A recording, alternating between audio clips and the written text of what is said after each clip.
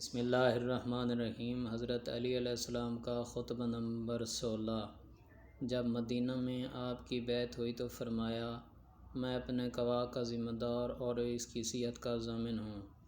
جس شخص کو اس کے دیدہ عبرت سے نے گزشتہ اقوبیتیں واضح طور سے دکھا دی ہوں، اسے تقویٰ شبہات میں اندھا دھند کودنے سے روک لیتا ہے۔ تمہیں جاننا چاہیے کہ تمہارے لیے وہی ابتلاءات پھر پلٹ آئے ہیں جو رسول کی بعثت کے وقت تھے۔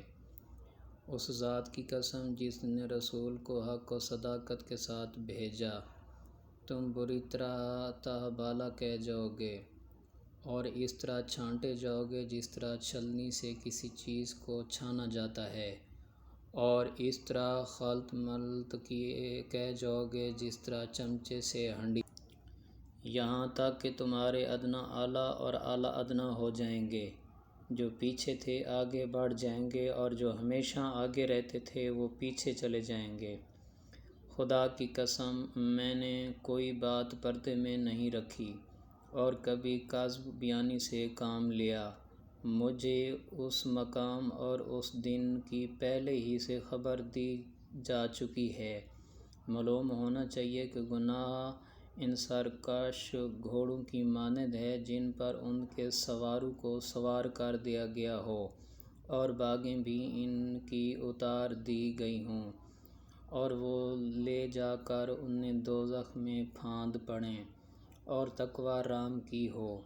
سواریوں کی مانند ہے جن پر ان کے سواروں کو سوار کیا گیا ہو، اس طرح کی باگیں ان کے ہاتھ میں دے دی گئی ہوں، اور وہ انہیں بااطمینان لے جا کر جنت میں اتار دیں۔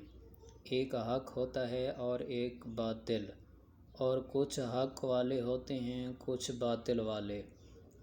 اب اگر باطل زیادہ ہو گیا تو یہ پہلے بھی بہت ہوتا رہا ہے، اور اگر حق کم ہو گیا ہے تو بسا اوقات ایسا ہوا ہے، اور بہت ممکن ہے کہ وہ اس کے بعد باطل پر چھا جائے، اگرچہ ایسا کم ہی ہوتا ہے کہ کوئی چیز پیچھے ہٹ کر آگے بڑھے۔ علامہ رضی فرماتے ہیں کہ مختصر سے کلام میں واقعی خوبیوں کے اتنے مقام ہیں کہ احساس خوبی کا اس کے تمام گوشوں کو پا نہیں سکتا، اور اس کلام سے حیرت و استعجاب کا حصہ پسندیدگی کی مقدار سے زیادہ ہوتا ہے۔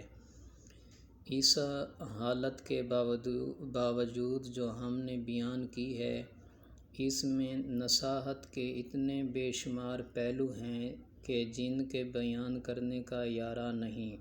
نہ کوئی انسان اس کی عمیق گہرائیوں تک پہنچ سکتا ہے۔ میری اس بات کو وہی جان سکتا ہے جس نے اس فن کا پورا حق ادا کیا ہو اور اس کے روگ و ریشہ سے واقف ہو، اور جاننے والوں کے سوا کوئی ان کو نہیں سمجھ سکتا۔ اسی خطبہ کا ایک حصہ یہ ہے، جس کی پیش نظر دوزخ و جنت ہو، اس کی نظر کسی اور طرف نہیں اٹھ سکتی۔ جو تیز قدم دوڑنے والا ہے وہ نجات یافتہ ہے، اور جو طلبگار ہو مگر سست رفتار، اسے بھی توقع ہو سکتی ہے، مگر جو ارادتاً کوتاہی کرنے والا ہو اس سے تو دوزخ ہی میں گرنا ہے۔ دائیں بائیں گمراہی کی راہیں ہیں، اور درمیانی راستہ ہی صراط مستقیم ہے۔ اس راستے پر اللہ کی ہمیشہ رہنے والی کتاب اور نبوت کے آثار ہیں۔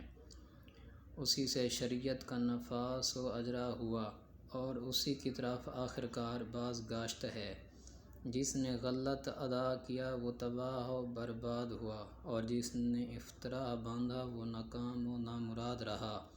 جو حق کے مقابلے میں کھڑا ہوتا ہے تباہ ہو جاتا ہے، اور انسان کی جہالت اس سے بڑھ کر کیا ہوگی کہ وہ اپنے قدر و منزلت کو نہ پہچانے۔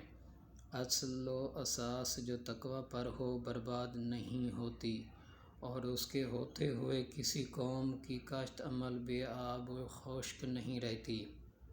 تم اپنے گھر کے گوشوں میں چھپ کر بیٹھ جاؤ، آپس کے جھگڑوں کو اصلاح کرو۔